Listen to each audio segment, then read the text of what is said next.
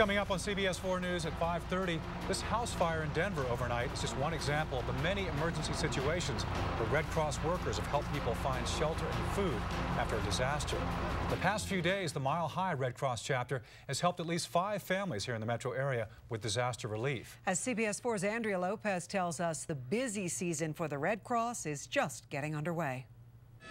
When this fire tore through an apartment Wednesday night, displacing 3 children and their babysitter, the Red Cross was there. That's usually the worst day of those people's lives. When Red Cross volunteers head out to a disaster, this is typically what they're responding to. This time of year, house fires and apartment fires and apartment floods from bursted pipes. The busiest time of the year traditionally starts now.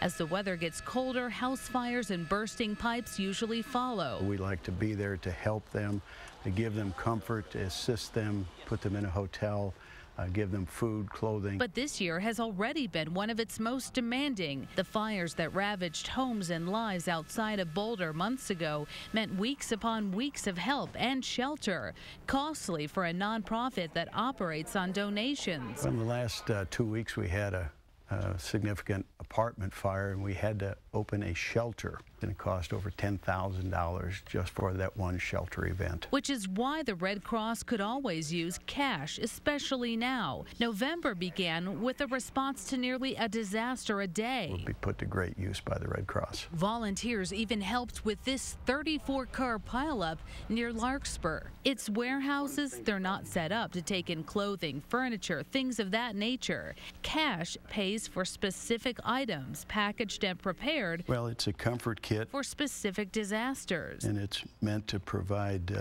immediate hygiene needs for victims. You may associate Red Cross with major national disasters, and while volunteers do go to those, the vast majority of our volunteers work on local disasters right here in Colorado. Andrea Lopez, CBS 4 News. There are more than 1,700 Red Cross volunteers here in Colorado, and last year they responded to more than 160 disasters. To find out how you can help, go to links and info at cbs4denver.com.